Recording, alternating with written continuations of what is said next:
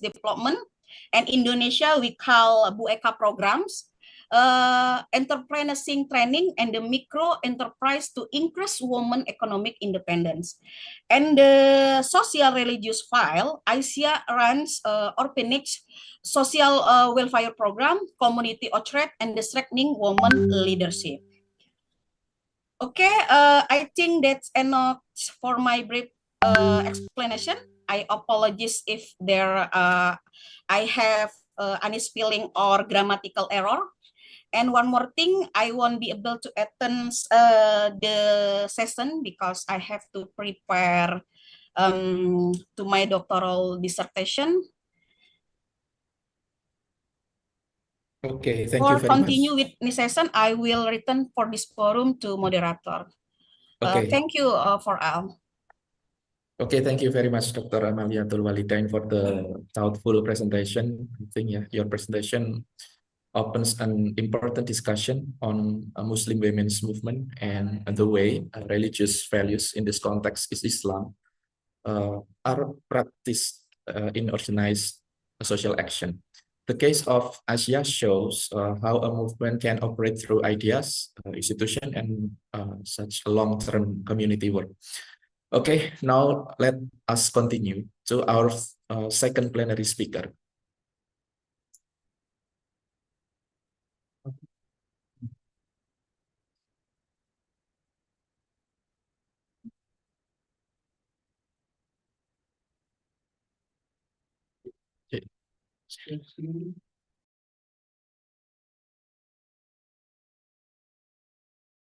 Development, and Indonesia we call Bu Eka programs, entrepreneurship training and the micro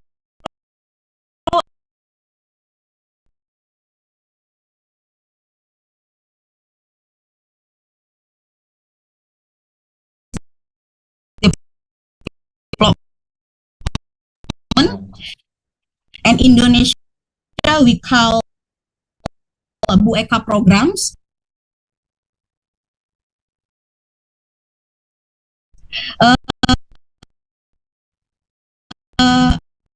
entrepreneurship training and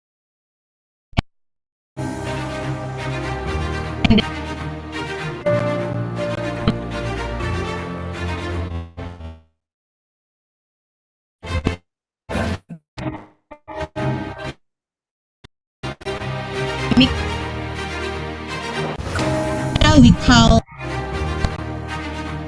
Yusuf Taufik Zud from Palestine Technical University, Katuri, Palestine. Dr. Taufik is an assistant professor and researcher in medical imaging and radiology technology. His expertise covers advanced MRI and CT applications. He obtained his PhD in medical imaging from University Putra Malaysia with research related to stroke imaging. He has authored and co-authored scientific applications in medical imaging, neuroradiology, forensic imaging, and its related areas. Dr. Taufik will speak on artificial intelligence and technology for sustainable healthcare systems. So, ladies and gentlemen, please join me in welcoming Dr. Taufik Yusuf Taufik Zud. Dr. Taufik, the floor is yours. Taufik is on artificial intelligence, Technical University, sustainable. Assalamualaikum warahmatullahi wabarakatuh. Very good morning. So thank you so much for this introduction. And also I would like to thank all the organizer for this conference and also the speakers and the participants. So for today, my presentation can share from my website. Yours.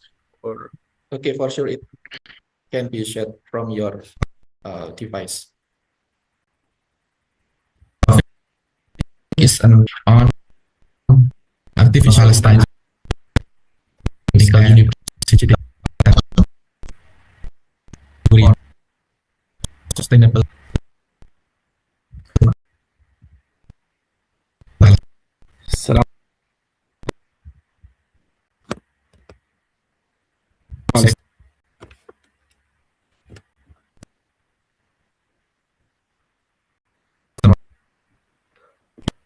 You see the screen? Yeah, okay, it is seen. Yeah. So first of all, just please allow me for my presentation to be more faster for this presentation, because actually I since morning we have like some technical issue, and also the network is not stable here in my area. You see the screen? So for today presentation, Yeah, okay, it is seen. for my presentation, I am going to talk about the AI and also the digital First of all, just for please allow me for healthcare my systems. presentation to be more faster So for as you this see here presentation, for because actually this content for my since morning presentation, so we for have like some this presentation, technical first of issue, all, and also the of all we are network is going not stable here and in also my area. You see I will discuss the so for major today Yeah, presentation, okay, it is seen. facing the for my healthcare presentation, system globally, I am going and to why talk the about the sustainability AI has and also the digital First of all, just for please allow me for for my central presentation to be objective, and also for the second more point faster we for as you this see here presentation, for because actually discuss for I my since morning presentation. So we for have like some this presentation, technical the issue, and concept also of the AI network is not stable here in and also my area. You see Gemini. I will discuss the so for major for today this Yeah, okay, it is seen. facing the for my healthcare presentation system globally, and why so about and the also AI I will and also add the digital. the First of all, challenges just and please also the allow me technical for considerations and my this presentation to be directions, and also AI depends more healthcare faster point for as you this see here presentation, for because actually discuss for I my since morning so for like some this presentation technical the issue, and concept also of the AI network is digital not stable here in and also my area. as you mentioned here, I will also as So for for today, this Yeah, for okay, the it is seen. population for my and also we presentation have globally, and and the also healthcare has I will and also the add digital. First of all, just for please the allow me technical for considerations and my this presentation to be directions and also and also for the more healthcare faster point. for So this what I'm going to presentation, because mention here actually as I since mention about morning the population like some and technical issue, again so about the the social network is not stable here and in also my the area. world population I will discuss as for and also Yeah, population are okay, the it is seen. population larger than over 4. So as population and also and also And also the digital. balance First of all, of just each please the allow me technical for considerations and my this presentation for to the be and also AI and also the increasing more faster and for so this what I'm going to presentation, main point here my since portion I will morning highlight we talk about the population and also for the rising healthcare cost, as we need also to address the point is the increasing at a rate the faster than economic growth in many countries. So the new medical technologies and also the advanced therapists, so to for these range costs.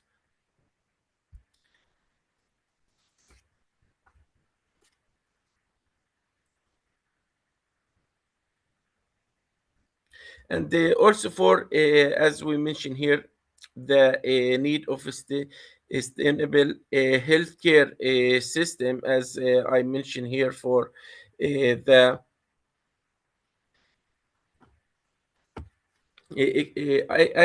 I am just going here also to just to summarize this slide for the sustainability consists of the three major uh, diminutions, as I mentioned here for this slide, for the economic sustainability and also for the social sustainability and also for the environment or environmental sustainability. So this is the 3 point here.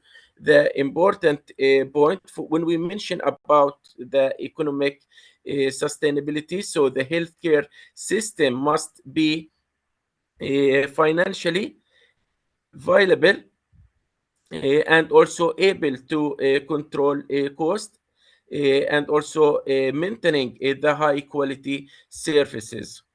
And also, as we mentioned, for the social sustainability, so for the health care should be equal or the equitable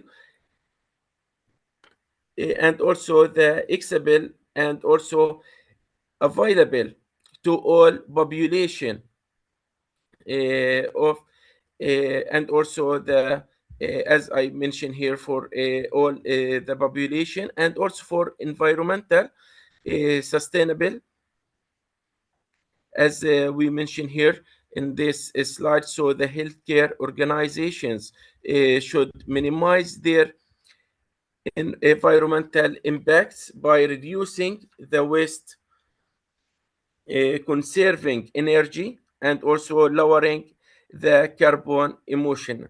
So this is the most three point here we need to understand also, and I need to highlight for this slide. And also, as I mentioned here, for the major AI technologists in health care, so we mentioned here about the machine learning. So in this slide, as I mentioned here, for the machine learning and also deep learning, and also the neutral language processing, and also for the generative AI and also the computer uh, vision. So as I mentioned here, for the machine learning, so we need to use to predict disease risk and also classify patient. So this is I am also going to mention and also to discuss this point in the next slide when I am talking about also the AI for like to predict the pathology and also like make diagnosis, and also for the deep learning, so particularly useful in the medical imaging because it can identify the subtle abnormalities that may difficult for the humans to detect, and also for the neutral for the language processing, so the converts understand the clinical notes into the useful information. And also, when I mention here about the generative AI, so to assist the physicians by generating a report and also the summarizing informations and also supporting a clinical for the decision.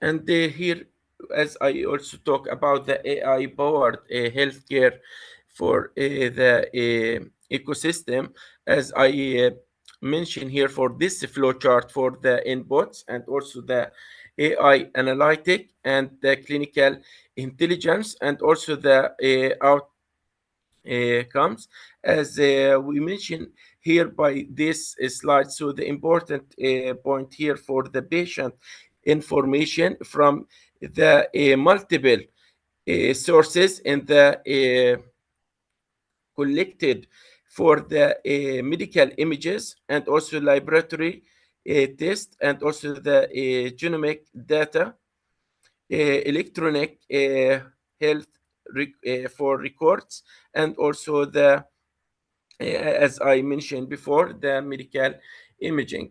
So and they also, as I mentioned here for this slide about the digital health ecosystem. So for the digital health ecosystem should be include the or electronic health records and also the telemedicine, um, and also for the mobile applications and also the artificial intelligence and the cloud computing. So these technologies, as we mentioned here for this slide, so is a mute of the health data that can be analyzed to improve the patient outcome and also healthcare efficiency. And also I mention in the next slide here for the AI in the medical imaging. So for the medical imaging is one of the most successful applications of AI. So for the deep learning algorithm can detect tumors and they also segment organs and also classify disease and also identify the abnormalities. So the AI can analyze 1,000 of image within a second and also the significantly reduce the workload of the radiologist. So this is the also the impact when we mention about the AI in the medical imaging, as we mentioned about the faster diagnosis, so we can reduce the work loading for the radiologist and also improved the sensitivity and also reduce the diagnosis error, as we mentioned before, so we can make the diagnosis for the 1,000 images in a second and also increased productivity. So this is the point here we need to highlight here in this slide. And as we mentioned here for the artificial intelligence and the pathology, so the automated tissue analysis and also the cancer grading and also for the biomarker identifications and for the precision oncology. So this is the point here we need to highlight as we mentioned about the pathology to understanding and also for the undergoing the major detail for the transformations for the interactions of digital pathology and also the artificial intelligence and also the artificial intelligent system, particularly deep learning algorithms can analyze the for the pathology slides and also remarkable for accurate for and also is high accuracy. And as we mentioned here also for this slide, like for example, for the AI algorithm have the demonstrated excellent performance in the detecting breast cancer and also the metastasis and also the nodes and the prostate cancer. So this is the most important point here for the AI in pathology. And also for the AI for the sustainable health care system, as we mentioned here for this slide.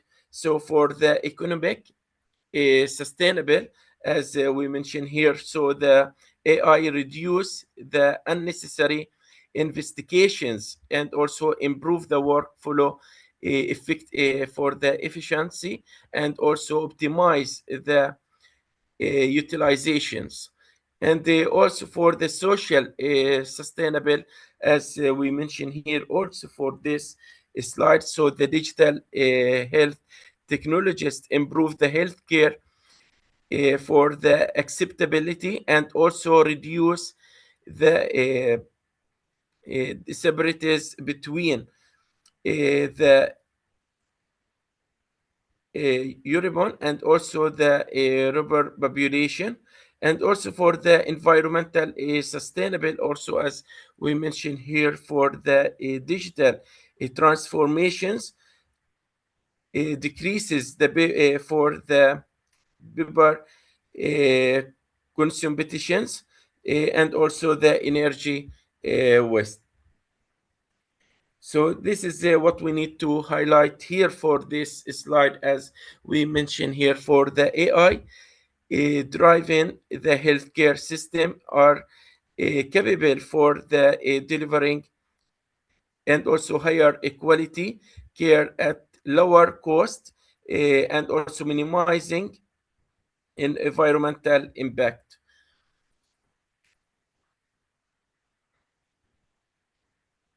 And also when we mention about the health care work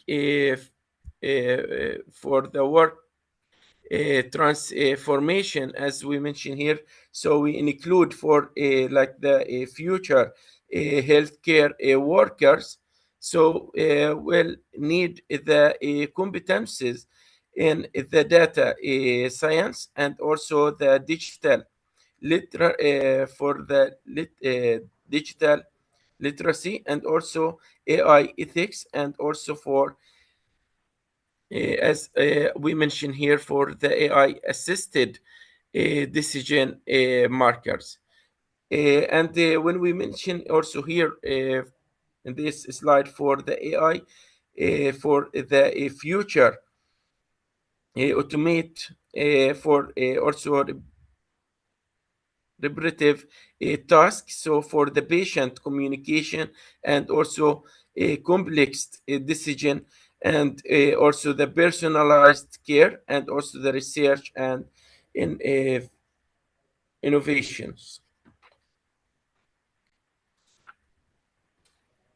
So now let's just to highlight here for the most challenges and limitations. So we have some limitations for the AI, as we mentioned about the technical challenges for the data quality. So when we apply for the images, should be the image a high resolution, and also any error in the image so can be affected the result, and also for the organizational challenges for the cost, and also for the human challenges we mentioned here about the acceptance and also the training. So so this is also can maybe will take time for the training for the AI to make the this for make the diagnosis for the image and especially for the medical imaging, and also for the legal challenges. So we need maybe like take the approval from and also like from the we need also to make the authorizations and also regulations and for the liability. So this is we need to mention here in this slide. And also as we mentioned here for the flowchart for the vision of the healthcare in the future, so we will have the patient and also until the population health. Uh, so and also for taking the good result for the AI system and also the digital hospitals. And also we have here also the some recommendation you can see at this slide for the develop the national AI is for the strategies, and also establish the ethical governance framework, promote for the education, and also the expand the telemedicine services. So we have here some recommendation. And also for the conclusion of this presentation, so we can say that for these technologies have the potential to improve the healthcare equality and also reduce cost and also increase efficiency and expand the for the accessibility and also promote the interventional sustainable. So this is what we need to highlight here for the future healthcare system. So we need to make the productive and also the preventive and the personalized and also for the sustainable. So this is all for um, my presentation. So sorry for being rushed for the presentation, but I am really worried for my network here. So thank you so much, and I am ready for any questions. So thank you so much. Okay, thank you very much, Dr. Taufik, for the fruitful presentation. I think so. Your presentations really help us understand artificial intelligence in healthcare as a broad transformation. Uh, I think you touch the issues like the diagnosis, access, infrastructure, there's some things like ethics, professional readiness, and the future of public health systems. We will hold the discussion after all speakers have completed their presentations. For participants, once again, I would like to remind you if you have any questions, you may write them in the chat box. Now we will move to our third plenary speaker.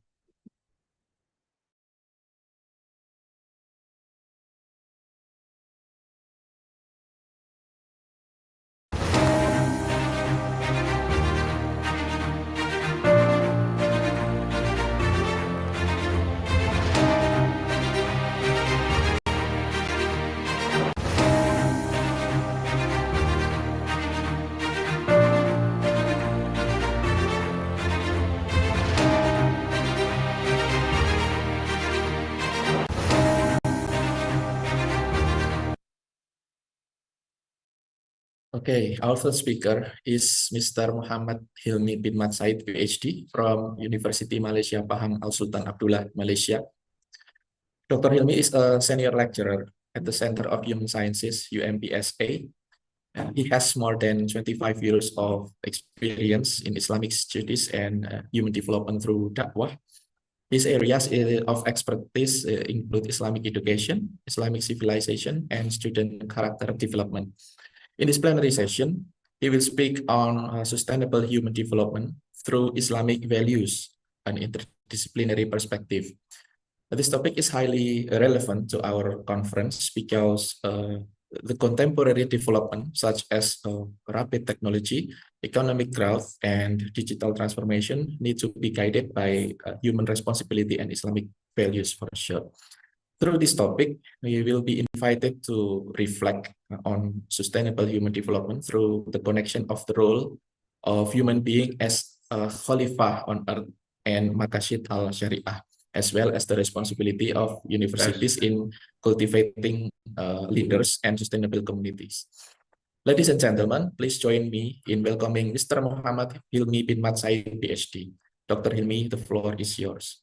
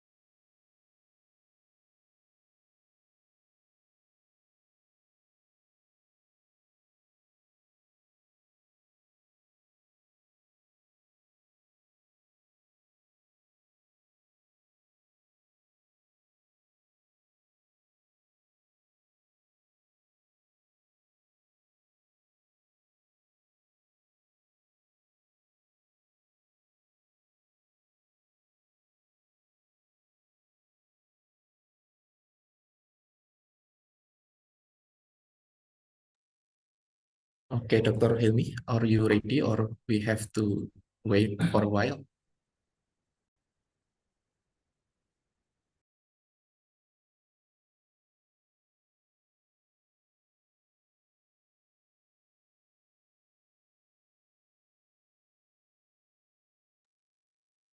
Okay, I think Dr. Hilmi has maybe technical problems, so I beg you to wait him for a while to wait their fruitful and meaty presentation. Okay.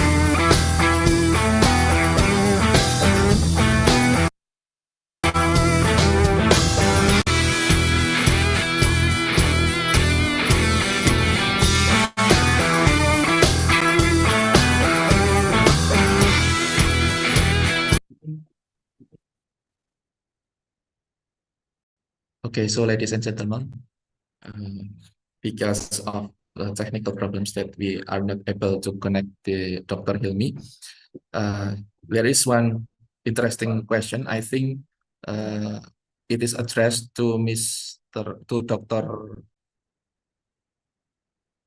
Taufik, yeah. From Dr. Taufik, are you still there? Hello, Dr. Taufik.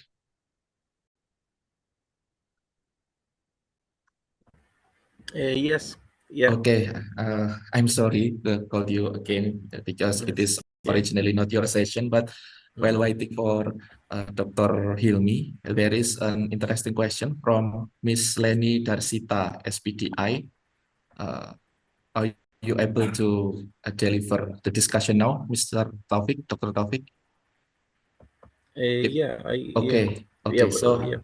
okay, so let me read the question, Dr. Taufik.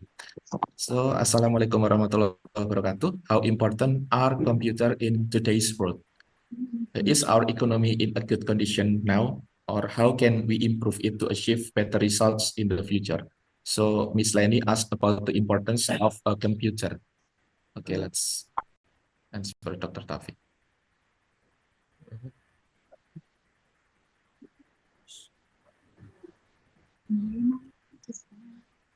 Okay, thank you so much for the question.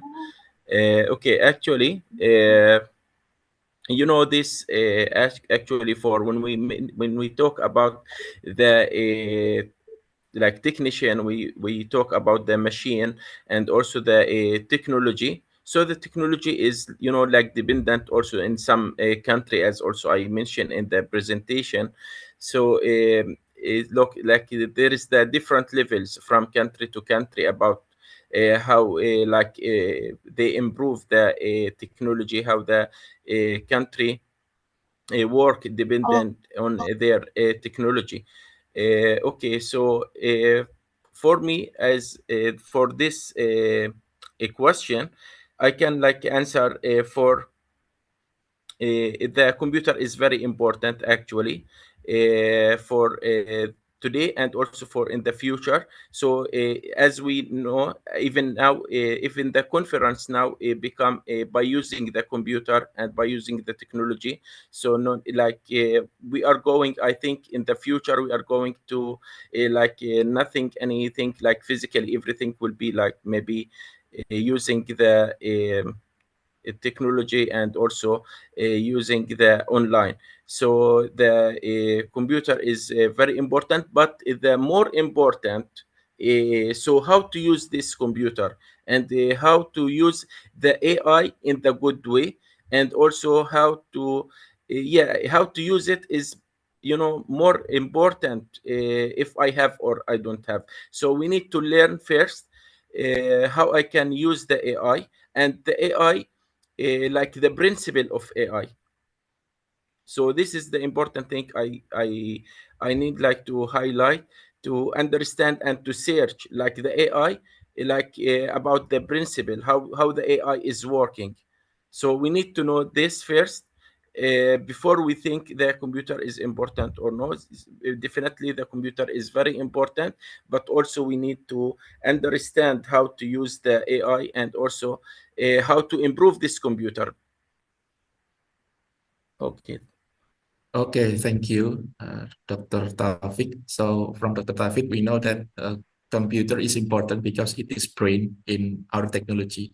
But more important is the brain in ourselves as human being, because the ones using computer and AI is us.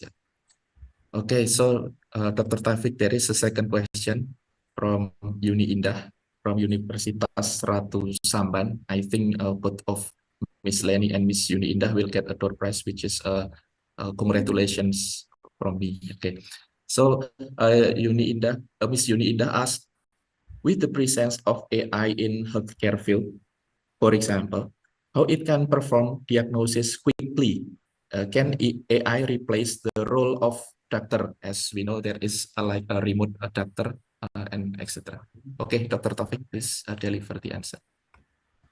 Okay. Okay. Yeah, nice question. Thank you. So for this question, actually, also I worked before with my supervisor during my PhD and my master about like to improve like the application to like just to upload the image, for like example the X-ray image. So we work only for the chest X-ray, because this application like need a lot of time to like to give like definition for each pathology, and also to give the machine to know about each pathology, how he can make the good and also the right diagnosis. So we improve the one uh, application, just we when we apply the chest X-ray, for example, so the AI can give us the diagnosis as we already give the AI before. So the AI is like work in the algorithm. So when he just like find like pixel, as we name in the medical imaging, is called like voxel and pixel in the image, so he can work on that actually, like for like for the who like uh, study in the medical imaging, maybe he know about the principle, how the AI, even now we can also make the segmentation. We have like ITK snap. So this is application for segmentation for the image, and also like can remove everything and just give us like the pathology or the organ, to like just to see the organ we interest to know, and also the so we can actually this can help us to, and also help the doctor to make the treatment decision, and also the treatment planning, and also for like when we give the patient for radiation and radioactive, for example, for like radiotherapy, so we can also decide the amount of radiotherapy and radiation for the patient. Thank you. Okay, so thank you, Dr. Taufik, for your answer. So from the Dr. Taufik's answer, we can improve and train AI by give richer and right and like through database. But we also have principle in medicine with its role. It has its function. So AI can is the task of our choice to go to the doctor, but I think the principle of medicine cannot be forgotten. So I think Dr. Hilmi is already joined the session, but before he begin the presentation, let me introduce once again. So our third speaker is Mr. Muhammad Hilmi bin Mat Said, PhD from University Malaysia, Pahang Al Sultan Abdullah, Malaysia. Dr. Hilmi is a senior lecturer at the Center of Human Sciences, UMPSA. He has more than 25 years of experience in Islamic studies and human development to dakwah. His areas of expertise include Islamic education, Islamic civilization, and student character development. In this plenary session, he will speak on sustainable human development through Islamic values and interdisciplinary perspective. This topic is highly relevant to our conference because the contemporary development, such as technology, economic growth, and digital transformation need to be guided by Islamic values in human responsibility. So through this topic, we will be invited to reflect on sustainable human development through the connection of our role as human being, as a Khalifah on earth, and Maqasid al-Sharia, as well as the responsibility of universities to cultivating leaders and sustainable communities.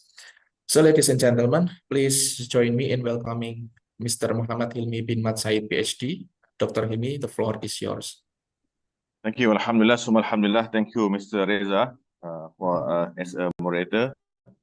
I'm sorry, being late. Not expected. I think my time is 11:50, but never mind, inshallah. Can we share my PowerPoint slide? For sure, Dr. Hilmi.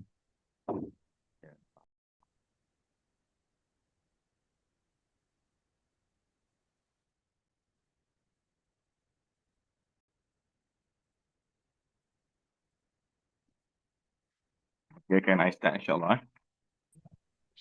Distinguished chairperson, respected keynote speakers, esteemed scholars, fellow researchers, honored guests, ladies and gentlemen, especially our director, Dr. Arif Rahman from UAD. First and foremost, I would like to express my sincere appreciation to the organizers of the International Conference on Interdisciplinary Social Sciences and Sustainability for giving me the opportunity to share some thought on the topic I believe is both timely and significant. The topic is sustainable human development through Islamic values and interdisciplinary perspective. Ladies and gentlemen, today humanity is witnessing extraordinary progress in science, technology, economics, and communication. Artificial intelligence (AI) is transforming industries at unprecedented pace. Digitalization is reshaping how we learn, communicate, and live on our daily life. At the same time, economic development continues to expand across the globe. Yet, despite all this remarkable achievement, we continue to face serious human challenges.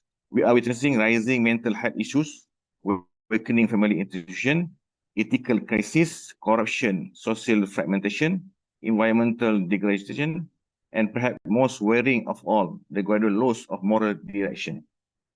Recent global reports suggest that nearly 1 billion people worldwide are affected by mental health challenges. At the same time, 100 million continue to live in extreme poverty despite significant economic growth. Corruption, social inequality, and environmental decline remain major concerns across many parts of the world. How we truly develop human beings, or we have merely developed systems, technologies, and infrastructure? This question forms the central arguments of my presentation today. In my view, sustainable development cannot be achieved without sustainable human beings. And sustainable human beings cannot be nurtured without a strong and meaningful value system. From an Islamic perspective, values are not merely social preferences of cultural choice.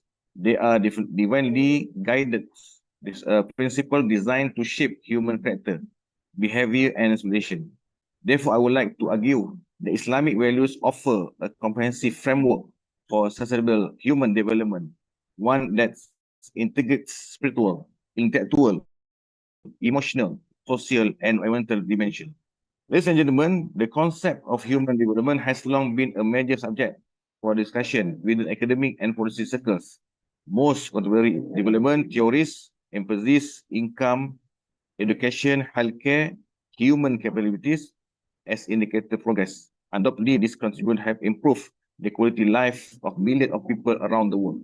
However, Islam offers a broader and more holistic understanding of development. In Islam, human beings are not merely economic actors and social conditions. We are servants of Allah and His fragrance on earth. Allah says in the Holy Quran, indeed, I will place upon the earth a Khalifah, West current, Surah Al-Baqarah 30. The words defines the truly identity of humanity, human development. Therefore, it's not simply about increasing productivity, worth, and skill. Rather, it's about nurturing individuals who feel their responsibility towards Allah, towards fellow human beings, and towards the environment. The ultimate goal of development is Islam is not merely material positive, it to attain the pressure of Allah, success both this world on the hereafter. The holistic vision reflected in concept Maqasid Sharia. The high objective Islamic law, we seek to preserve 5 essential dimensions of human life. Number 1, faith.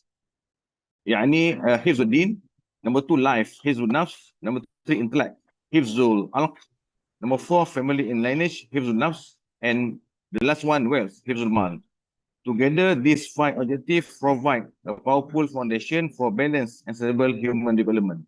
The crisis, one of the greatest products, modern civilization, that material advancement often coexist with moral aspect to decline. Today, we have more information, but less wisdom. We have more connected, yet often feel more isolated. We have greater wealth, yet wider inequality. We enjoy more advanced technology, yet continue to struggle with ethical dilemmas. This suggests that many contemporary development models focus heavily on external growth while paying insufficient attention to internal function. The Quran reminds us until they change what is within themselves. Ladies and gentlemen, Islam provides a value-based framework capable to guiding human development in a balanced and stable manner. The values are not merely more ideas; they are practical instruments that help release objective Maqasid Sharia and to be directly suitable to them. Allow me to highlight 5 core values. Number 1, Tawheed. Tawheed is the foundation of Islamic worldview. Number 2, Amanah, trust and responsibility. The Quran describes humanity as bearer of trust. Amanah requires us to act responsibly in every aspect of life. Number 3, al-justice. Justice lies the heart of Islamic teaching. Number 4, ihsan, excellence. Ihsan means striving for excellence in everything we do. Prophet Muhammad says Allah loves that when one of you performs tasks, he does with excellence. Okay, number 5 is rahmah.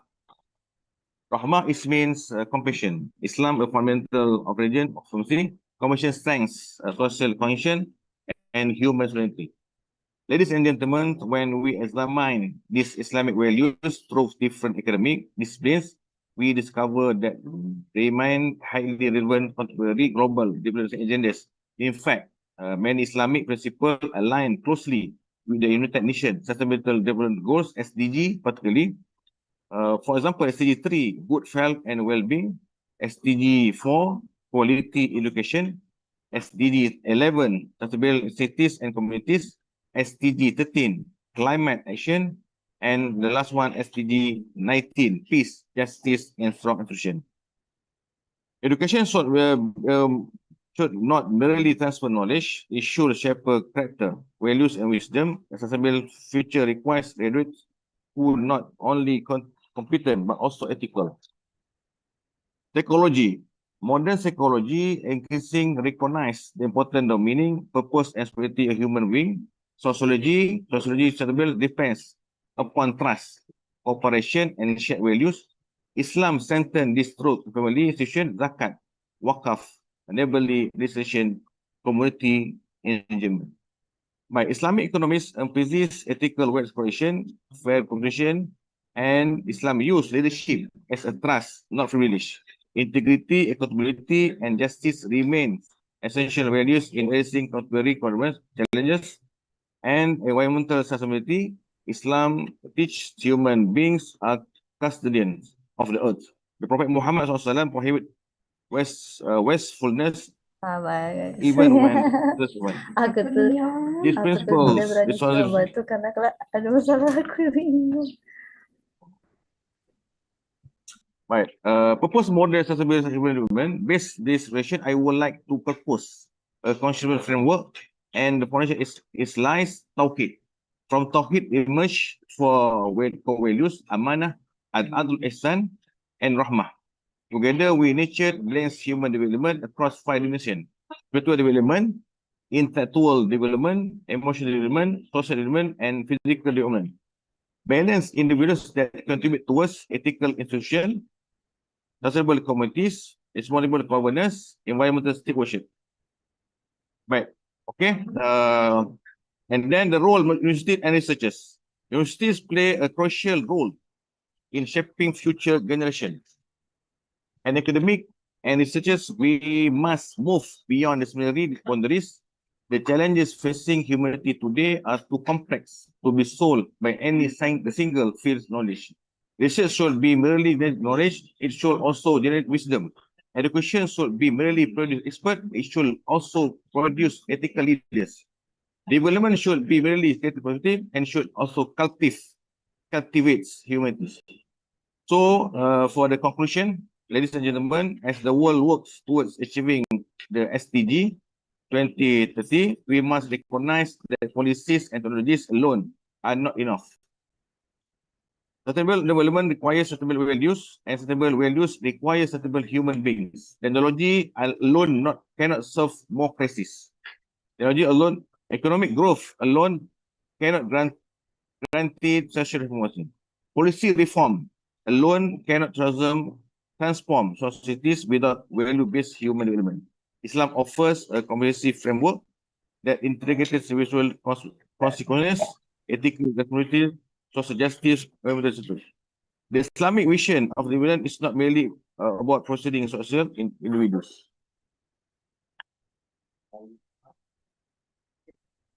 Okay, allow me to conclude with simple version. If 20th century was central economic development and the 21st century is century technology development, then perhaps 22nd century must become century human development. Because the human beings will build technologies, but the great technologies alone cannot build build great human beings. May Allah Ta'ala grant us wisdom, sensitivity, and send introspect towards more stability, justice, and cohesion. Wabillahi taufiq hidayah. Assalamualaikum warahmatullahi wabarakatuh. Waalaikumsalam warahmatullahi wabarakatuh. Okay, thank you very much, Dr. Himil, for the enriching presentation. So your presentation highlights that sustainable development begins with the development of human beings, right? You remind us that development needs material progress, and the most important, which is a clear sense of responsibility toward Almighty God, Allah Subhanahu wa Ta'ala. So we have now completed the 3 plenary presentation. We will continue with the panel discussion and Q&A session. So, ladies and gentlemen, we are now entering the panel discussion and Q&A session. We have heard 3 presentations from 3 fields. First is Muslim women's movement and community empowerment. Second is digital health and artificial intelligence. And third is Islamic values for sustainable human development. These 3 fields leads us to one broader question. How can knowledge become meaningful for our society and sustainable futures? So for Q&A session, there is already several questions that I think addressed to both Dr. Taufik and Dr. Hilmi. So let me read the questions. Maybe first we move to Dr. Hilmi first, because Dr. Taufik has already answered several questions in this previous session. So Dr. Hilmi, there is a question from Mr. Zawil Hijri from UNRI, Universitas Riau, I think. So the question is, in the dimension of holistic human development, how do Islamic spiritual values, such as the discipline and mindfulness in prayer, empirically contribute to mental health resilience and emotional stability in modern society? Maybe you can answer it directly before I move to the next question. I cannot hear this question, Reza. Okay, I can repeat it. Question? Okay, for sure. So the question is, in the dimension of holistic human development, how do Islamic spiritual values, such as the discipline and mindfulness in prayer, maybe in sholah or in doa, empirically contribute to mental health resilience and emotional stability in modern society? I think, Reza, I think the question from our Muslim people. Yeah, right. It is likely Muslim people. Can I answer with the Malay language? Oh, for sure, Dr. Muhammad Hilmi. Yeah. Sorry. Okay. Okay, baik. Alhamdulillah. Okay. Soalan berkaitan tentang ketenangan kan masa semayang. Betul, kan? ketenangan and ketahanan mental. Baik. Okey, sebenarnya dalam Islami kita ada satu ayat yang berbunyi ala bi zikrillah tatma'innul qulub. Dengan Allah Taala hati menjadi tenang.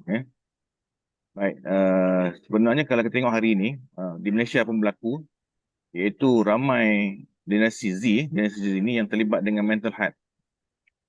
Bagi pandangan saya lah, memang kalau kumpulan psikologi, orang psikologi, beliau mengatakan bahawa ini adalah penyakit. Kan? Tapi kita dalam Islamic views, kita melihat apa yang Quran sarankanlah. Sebab sumber utama bagi umat Islam adalah Quran dan Sunnah. Contohnya macam kemurungan, berlaku kemurungan. Dalam Indonesia banyak kes-kes kemurungan berlaku akibat apa? Sebenarnya Islam bila ditimpa musibah, kita ada 3 pilihan. Yang pertama, kita bersabar. Yang kedua, kita redha. Yang ketiga, kita marah. Sabar, redha dan marah. Okay.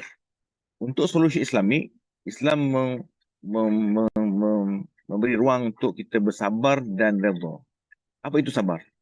Apa itu redha? Redha adalah suka terhadap apa yang Allah takdirkan walaupun dia menyakitkan. Jadi kalau kita redha, maka dibuka jalan. Maknanya kita faham itu takdir musibah adalah daripada Allah Ta'ala, dan tindakan kita adalah bersabar dan redha walaupun menyakitkan. Dan makin dekat dengan Tuhan. Malangnya apa berlaku hari ini, kebanyakan remaja yang kemurungan makin jauh dengan Tuhan. Kan? Contohnya bila dia beri musibah, maka dia makin jauh dan tidak solat. Bila tidak solat, tidak baca Quran, dalam Islam, dia telah dekat dengan satu musuh utama, iaitu syaitan. Inna syaitan, sesungguhnya syaitan itu adu mubin, musuh yang nyata. Oleh sebab itulah kita lihat hari ini, ramai orang Islam terlibat dengan mental health dan tidak mampu untuk keluar. Kenapa? Tidak kukuh pergantungannya kepada Allah Ta'ala. Itu sebab dalam space saya tadi, saya menggunakan tauhid. Kan? Kebergantungan dengan Tuhan itu mesti 100%. Walaupun kita diuji dengan macam-macam perkara, kita tidak boleh jauh pada Tuhan. Kita jauh pada Tuhan, maka kita akan dapat dengan setan dan dia akan menyebabkan kita kemurungan yang melampau dan akhirnya kita akan terlibat dengan mental illness. Wallahu a'lam. Okay, so thank you, Dr. Hilmi. So if I can conclude Dr. Hilmi's answer, Dr. Hilmi reminds us that there is an ayat in Quran that says, remember Allah so that you will find peacefulness, right? So Islam don't force you to be successful, but Islam requires the response of each of you. So if you fail, the response is to try and get closer to Allah. And if you are successful, the response is also same. Even try harder and get more closer to Allah. Okay, so thank you, Dr. Hilmi. I think it's very clear answer. Thank you. And okay, so there is a second question. Actually, there is two questions, but I compile it to one question. Maybe I will read it in English and translate it in the mix of Malay in Indonesia to you. Okay. So the second question, I will compile the two questions is, we all know that Islamic banks have proclaimed their commitment to implementing Sharia banking system, let's say. However, have Islamic banks truly implemented Tawhid as the foundation of their operations in the contemporary era? It is it relates in the second question. So the second question is, do you think all people of Indonesia have implemented the values of you mentioned in your screen, like Tauhid, Amanah, Ihsan, and Rahmah in their daily lives? If not, what are the main challenges? Also based on your presentation, how can a person develop better emotional control in accordance with these values? I think it is answered in the previous question. So this is the question. May I translate it into bahasa Melayu? Okay. Jadi pertanyaan kedua untuk Dr. Hilmi adalah, di Indonesia sudah terdapat bank-bank syariah. I think in Malaysia also there is a bank Malaysia, right? But tetapi apakah bank-bank itu sudah benar-benar mengimplementasikan tauhid atau masih kita mix bercampur dengan maybe paham-paham lain?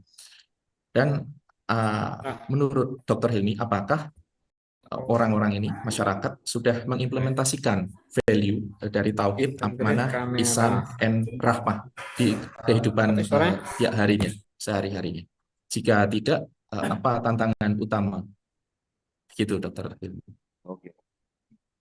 Alhamdulillah, semua alhamdulillah. Baik, terima kasih pada jawab soalan itu ya. Okey, dia berkaitan tentang bank kan. Islamic Bank Okey. Apa yang kita ada sekarang ni, Islamic Bank, itu yang terbaik pada masa sekarang lah.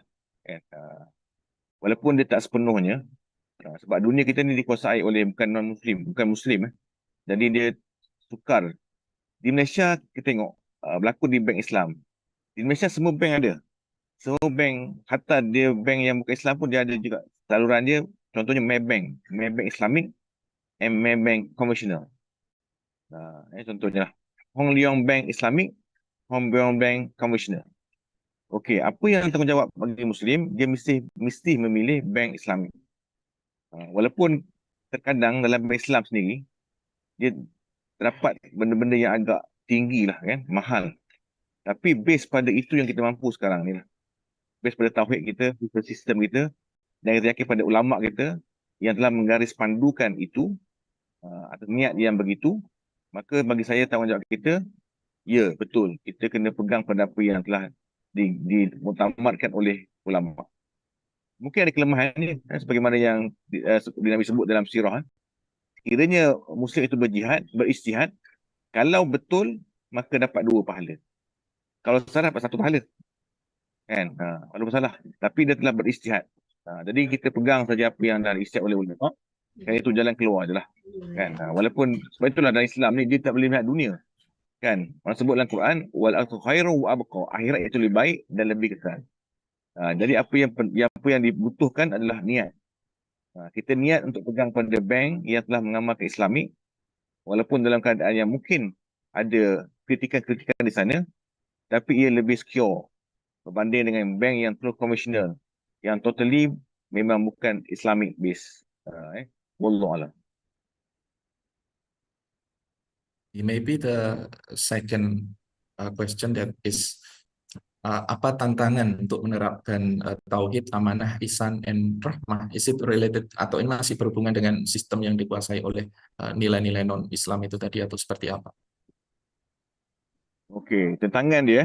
Okey. Dewasa ini memang banyak tantangan lah.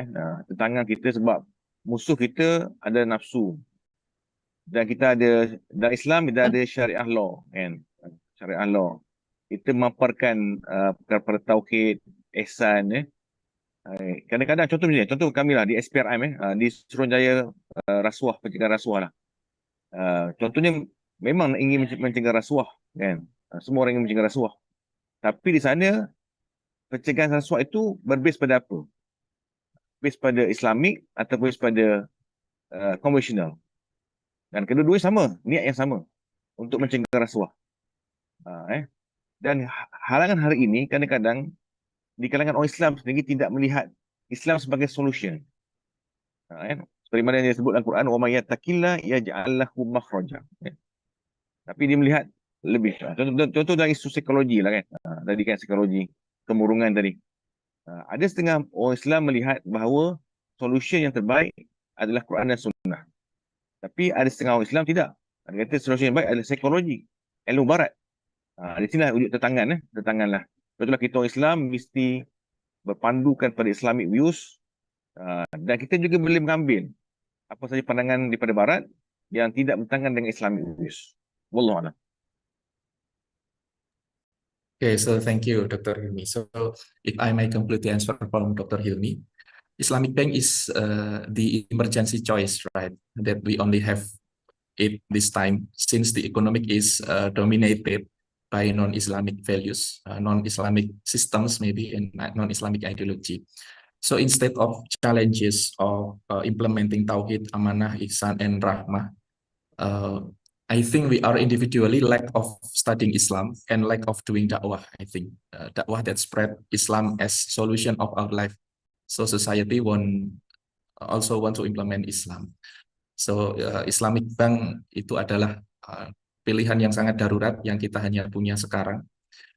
Karena ekonomi ini sekarang masih dikuasai oleh nilai-nilai yang tidak bersumber dari Islam, nilai-nilai ribawi. Jadi lalu instead atau di luar dari tantangan itu sendiri, jika saya bisa menyimpulkan, kita sendiri yang secara individu itu kurang untuk belajar Islam dan untuk menjalankan dari dakwah yang menyebarkan Islam sebagai solusi dari masalah hidup. Jadi masyarakat juga ingin untuk menggunakannya.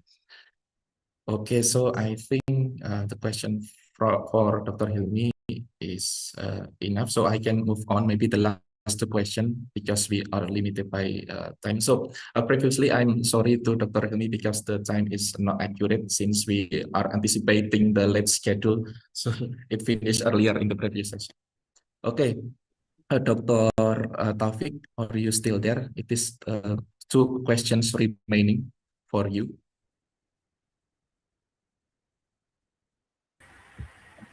Yes. Okay. So I may read the first from. I'm sorry. From Mr. Zawil Hijri. Mr. Zawil asked, how can we ensure that AI tools used in healthcare strictly maintain patient data privacy and ethical security standards. So Mr. Reza will ask about the data privacy and ethical security standard. Yeah, this is as I mentioned in the beginning of my presentation for the global challenges we have now for the privacy and also for the ethical. So that's why we need to make like a training for using the AI and also make access, like just to give the access for the doctors and also the people who can access this data for the patient, and also for participant for give the patient like the medication or the treatment. So this is what we need to uh, so this is actually still the challenges for us to use like fully for a treatment for the AI, but still we can, like, you know, as I mentioned, also for like application. So this application can used by the doctor by himself, and he can like put like for the password and some like procedure to use this application. So actually, yeah, this is our main challenges for now. We cannot use for the patient because it's need like learning and also training about the privacy for the data. Okay, thank you, Dr. Taufik. So we still need to learn and training the AI that we always develop the AI. I think because the database is bigger, getting bigger and bigger. So maybe the last question for this session is also for Dr. Taufik from I think Miss Hatijah. Miss Hatijah asks, as artificial intelligence continues to advance, it has become increasingly capable of diagnosing diseases, recommending treatments, identifying the underlying cause of medical conditions, and providing personalized dietary recommendations for patients.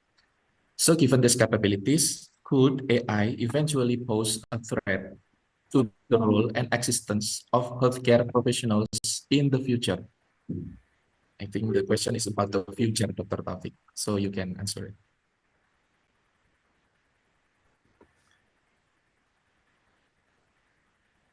Yeah, actually, for the future, as also I mentioned actually for this in my presentation. Okay, for this one, just let me back for my slide also, as I can.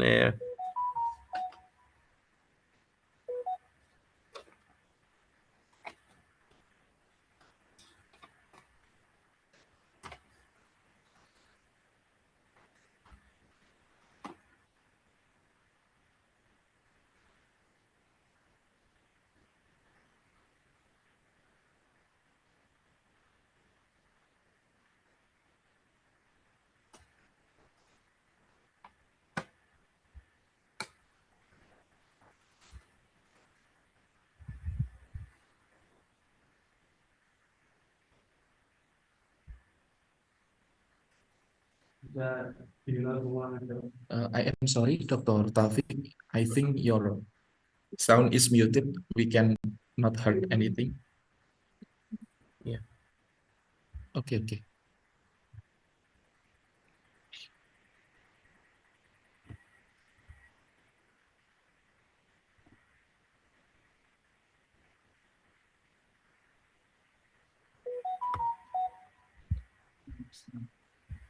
Hello, Dr. Taufik. Yes, I am Okay. with you. Okay, okay. I already share with the PowerPoint with you before, right? Uh, you can just like pass to her because the answer is in my slide actually, in the slide 20.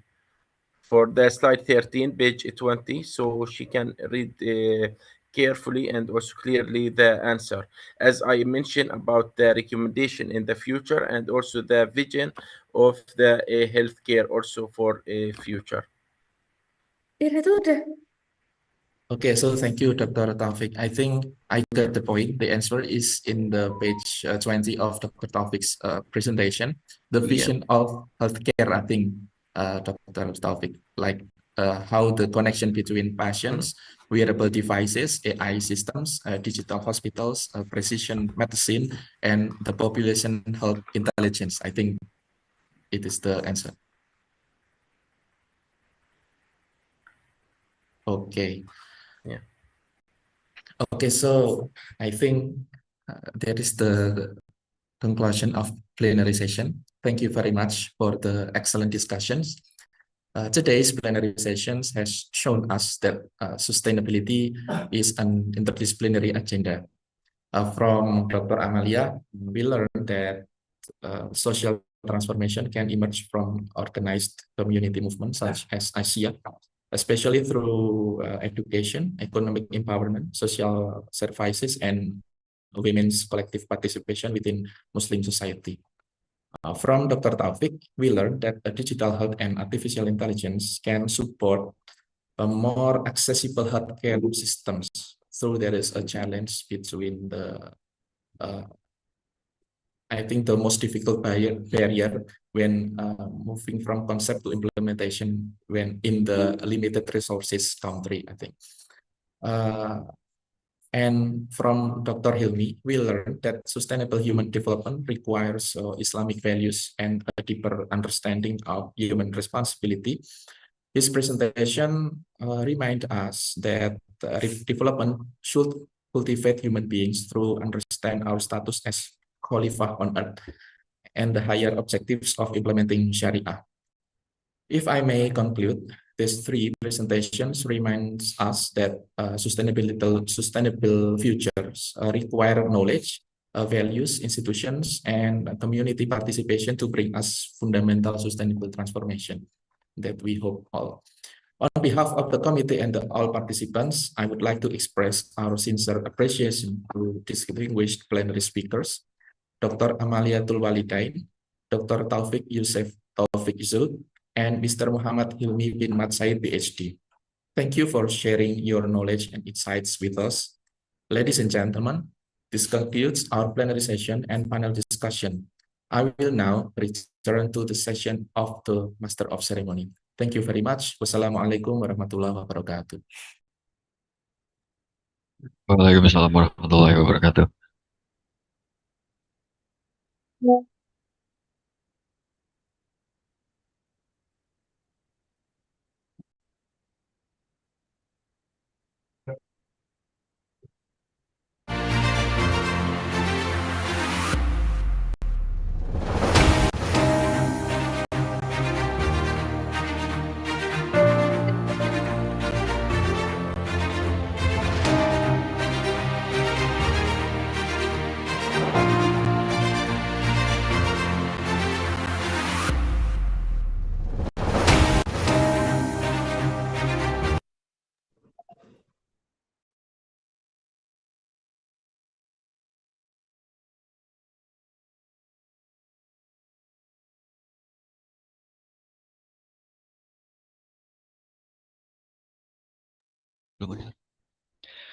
Sorry. Thank you very much for Mr. Romansyah and our distinguished keynote speaker for the insightful presentation and enriching discussion. Ladies and gentlemen, we will now take a lunch break from 12 to 12:30, and after we will have parallel paper presentation. All participants are kindly requested to join their designated rooms from room 1 to 15, according the schedule and instruction provided by the organizing committee and session host. Please note that parallel presentation session 1 will begin as scheduled at 12:30 p.m. The starting time for parallel presentation the starting time for parallel presentation session 2 may be adjusted depending on the progress of the previous session. Any updates regarding the schedule will be announced by the organizing committee through the participant group. Kindly note that the same Zoom meeting will be used to access your assigned breakout room for both parallel presentation session. Thank you for your attention and cooperation. And don't forget to all to the all presenter to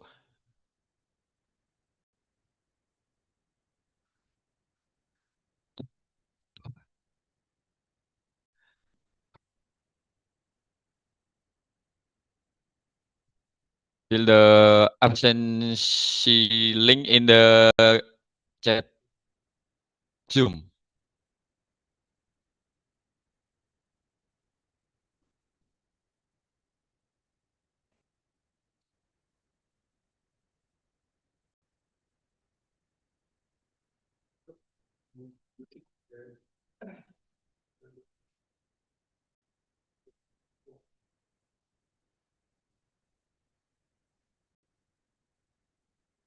Yeah, please take this time to rest and refresh yourself. We kindly ask all participants to return on time for the next session.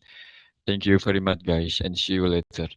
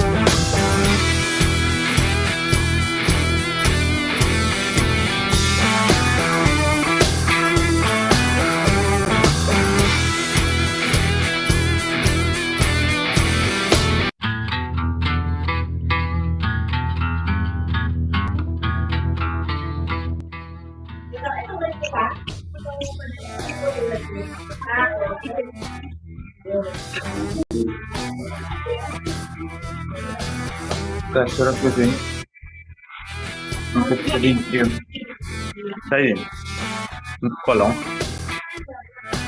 lawan pada negatif nggak ada anak pondok tahu dia mengerbara kolong walaupun tak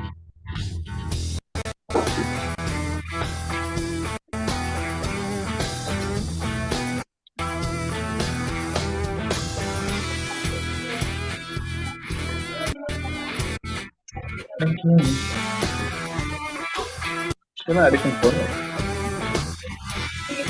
Labuan oleh.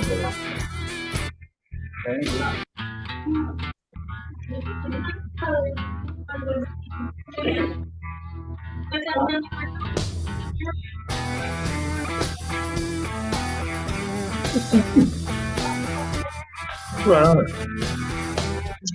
Hah?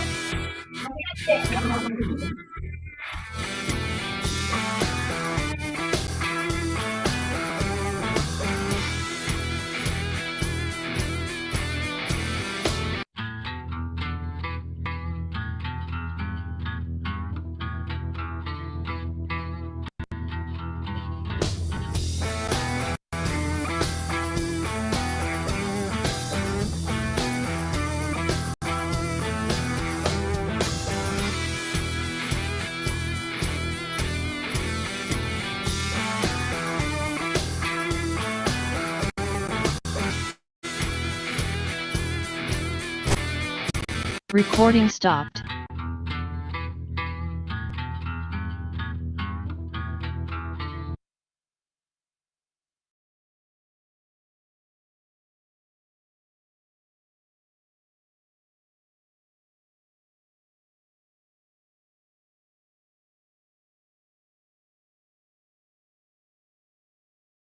TM emerged as a beacon of hope, a hope for a small city in central Java to have a university of its own. Years passed, and on April 2nd, 2014, a historic moment unfolded.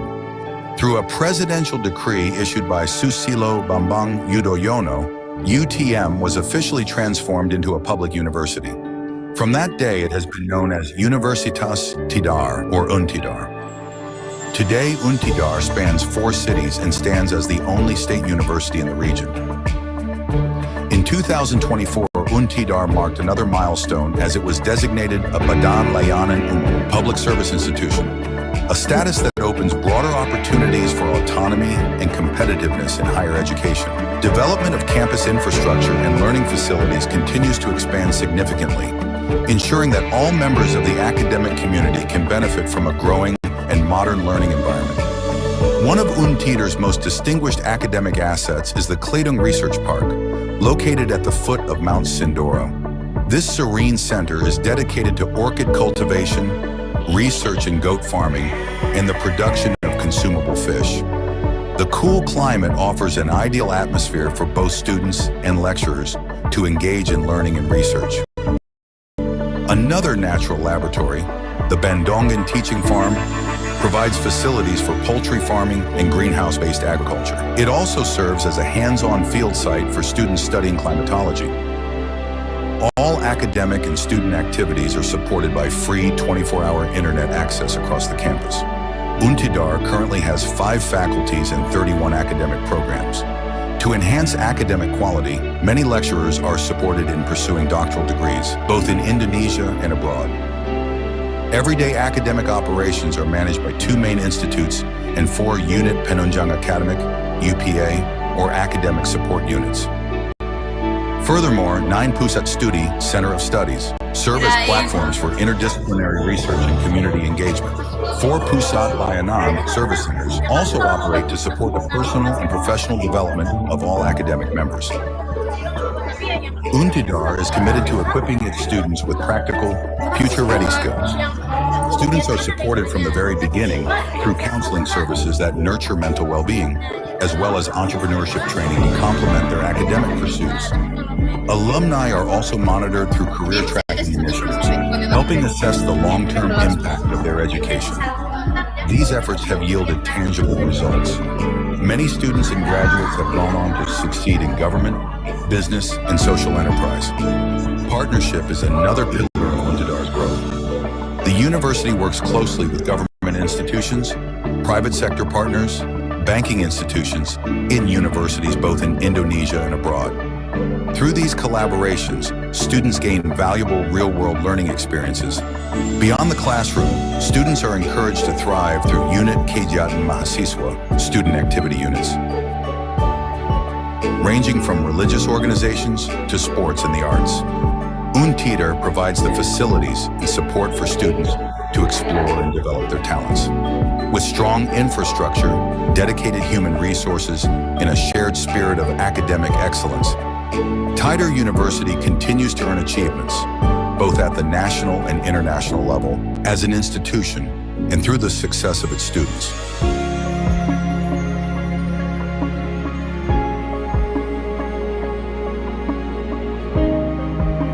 In the name of Allah, the most gracious, the most merciful, with a clear vision grounded in excellence, innovation, and cultural integrity, I am devoted to guiding Universitas Tidar toward a future of honor and lasting contribution.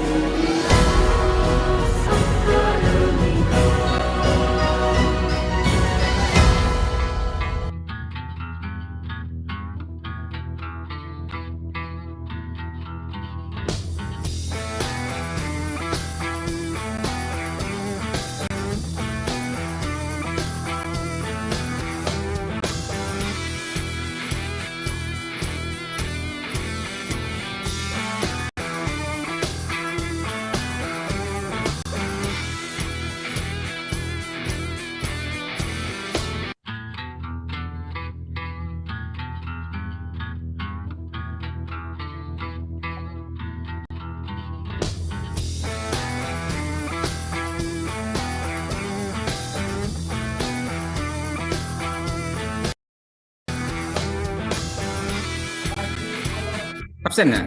Di pemangganya apanya? Di pak absennya? Ya siapa nih kemaksanya?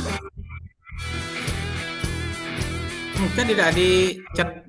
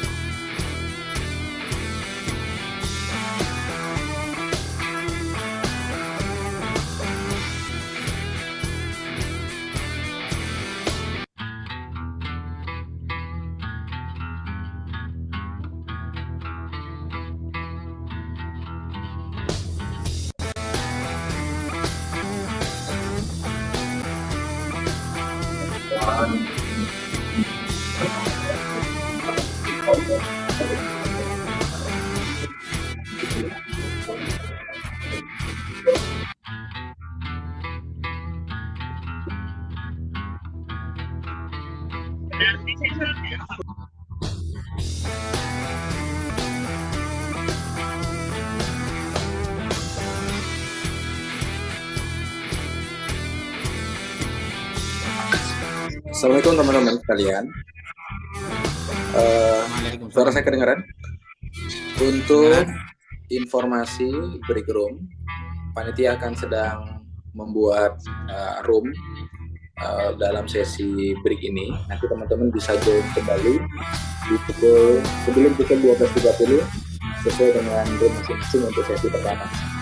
Kemudian untuk sesi kedua nanti bagi peserta yang belum mendapatkan ruang